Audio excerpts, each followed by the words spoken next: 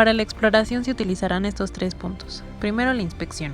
Esta puede revelar la presencia de alteraciones a simple vista. En segundo tenemos la palpación, que va a ser una examinación por medio del tacto. Y en tercero, el rango de movimiento. Empezaremos con la articulación del hombro, que es una de las articulaciones más móviles. Realizarán primero los movimientos activos libres, que van a realizarse en contra de gravedad, sin resistencia y sin ayuda del fisioterapeuta. Comenzará con los movimientos de flexión y extensión. Estos movimientos se encuentran en un plano sagital con un eje transversal. La flexión del hombro se evaluará elevando ambos brazos lo más alto que se pueda. Lo que se puede observar a simple vista es que no tiene una simetría, sino que tiende a elevar un poco más el brazo derecho.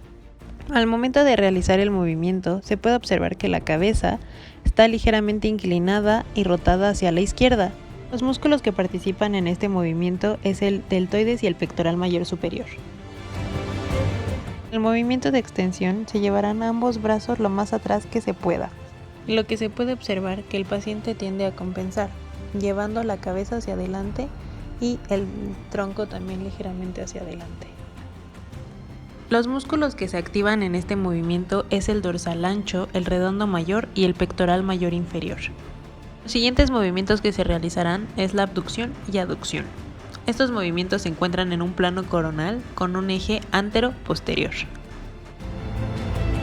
Y bueno, ¿cómo se va a evaluar estos movimientos? Se van a elevar ambos brazos a 90 grados en prono. Posteriormente el brazo girará en supino y los elevarán lo más que pueda. Y bueno, abducción va a hacer que se aleja de la línea media y aducción es que se acerca hacia la línea media. Bueno, y se puede observar que el movimiento lo hace parejo, pero se puede observar que el brazo derecho se va a encontrar en hiperextensión y la mano se va a encontrar más anterior que la izquierda. Y los músculos que se activan en estos movimientos, en el caso de la abducción, va a ser el deltoides posterior, el infraespinoso y el redondo menor. Y en el caso de la aducción va a ser el pectoral mayor, el deltoides anterior y el coracobraquial. Y ya por último, los movimientos de rotación interna y externa. Estos se van a encontrar en un plano transversal con un eje longitudinal. Se le pedirá al paciente que eleve sus brazos y flexione sus codos a 90 grados. Posteriormente realizará una rotación interna, que llevará los brazos hacia abajo. Se puede observar que al momento que realiza el movimiento existe una debilidad muscular, ya que no completa, digamos, que esa rotación interna. No se ve totalmente simétrico. Los músculos que se activan en este movimiento es el dorsal ancho, el redondo mayor, el pectoral mayor y el subescapular. El movimiento que sigue es la rotación externa y se puede observar que le resulta más fácil realizar ese movimiento. Los músculos que participan en este movimiento es el infraespinoso y el redondo menor. Y bueno, esto ha sido todo de los movimientos activos libres. Pasamos a los movimientos activos resistidos, en donde necesitamos una resistencia, un fisioterapeuta y punto. Y bueno, y obviamente la fuerza de la gravitadora. Pero bueno, eso es todo.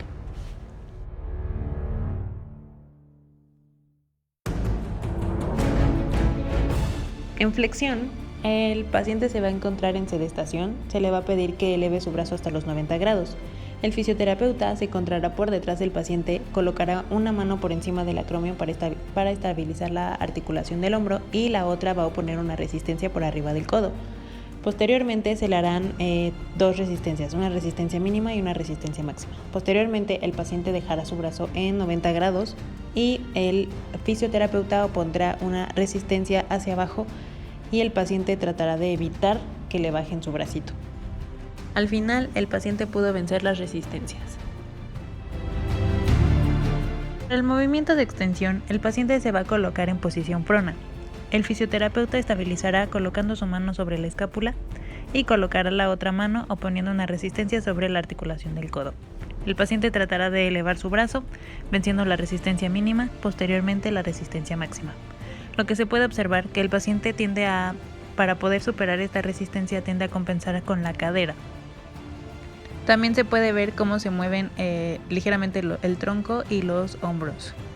Y no logró vencer una resistencia máxima.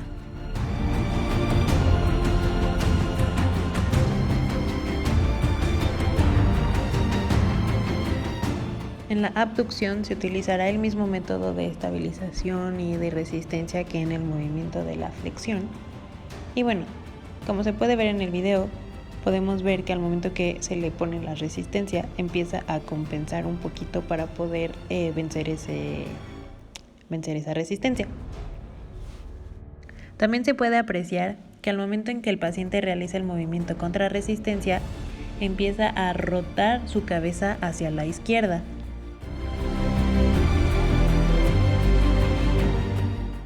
En esta parte se puso el brazo del paciente a 90 grados, el fisioterapeuta puso una resistencia y el paciente evitaba que su brazo se cayera. En el caso de la aducción, igual se va a utilizar el mismo método, pero lo único que cambiará que la mano del fisioterapeuta, en donde se va a poner la resistencia, va a colocarla por debajo del epicóndilo medial. El paciente sigue compensando para poder vencer la resistencia. Esto se debe a una debilidad muscular. Para la abducción horizontal, el paciente se colocará en decúbito prono. Se estabiliza la articulación del hombro y se checa que esté alineada. El fisioterapeuta va a buscar estabilizar la articulación poniendo su mano encima de la escápula y para poner la resistencia se colocará la otra mano encima de la articulación de la muñeca. Se realizará la resistencia mínima y la resistencia máxima. Lo que se puede apreciar, bueno, más bien no se puede apreciar muy bien en el video, pero el paciente al momento de tratar de vencer la resistencia compensa con la cadera.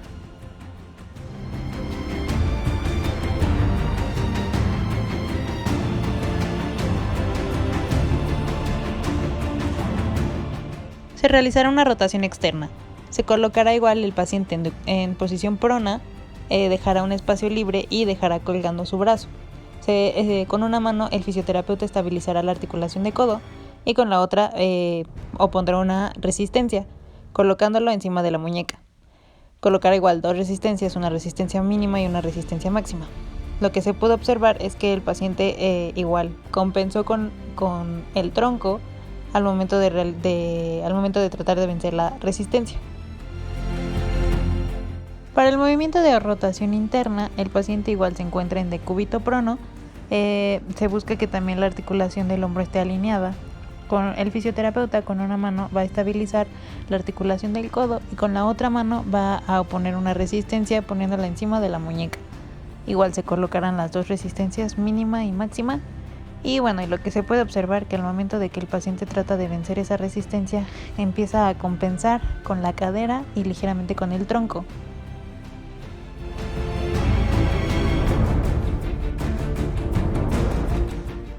La articulación de codo es la articulación intermedia del miembro superior que permite la unión mecánica entre el primer segmento, el brazo y antebrazo. Primero se iniciarán con los movimientos de flexión y extensión. Estos movimientos se encuentran en un plano sagital con un eje transversal. En el movimiento de flexión se le pide al paciente que eleve sus brazos y los baje. El paciente se encontrará en una posición neutra. Y bueno, se puede observar que al momento que realiza el movimiento, el brazo derecho lo desciende más que el izquierdo y el movimiento no se ve totalmente parejo. Los músculos que se activan en la flexión es el bíceps braquial, el braquial y el braquiorradial. Y en la extensión es el tríceps braquial y el ancóneo. En el movimiento de pronación y supinación se van a encontrar en un plano transversal con un eje longitudinal. Se le colocará al paciente una pluma o un lápiz que nos servirá como guía para observar mejor el movimiento. Bueno, ahí se puede ver una supinación y ahí una pronación. Los músculos que se activan en la pronación es el pronador cuadrado y el pronador redondo. Y en la supinación tenemos al bíceps braquial y el supinador corto. Iremos con los movimientos activos resistidos.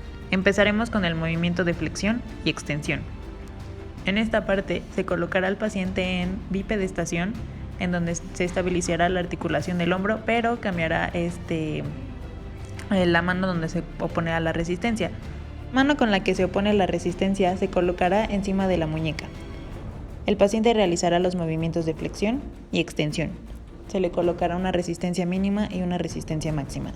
Se puede observar que el paciente compensó un poquito se puede notar en el tronco. En los movimientos de pronación y supinación, el fisioterapeuta le dará la mano al paciente y el paciente tratará de vencer esa resistencia que se le está oponiendo el fisioterapeuta. Se puede observar que el paciente pudo vencer la resistencia sin ningún problema.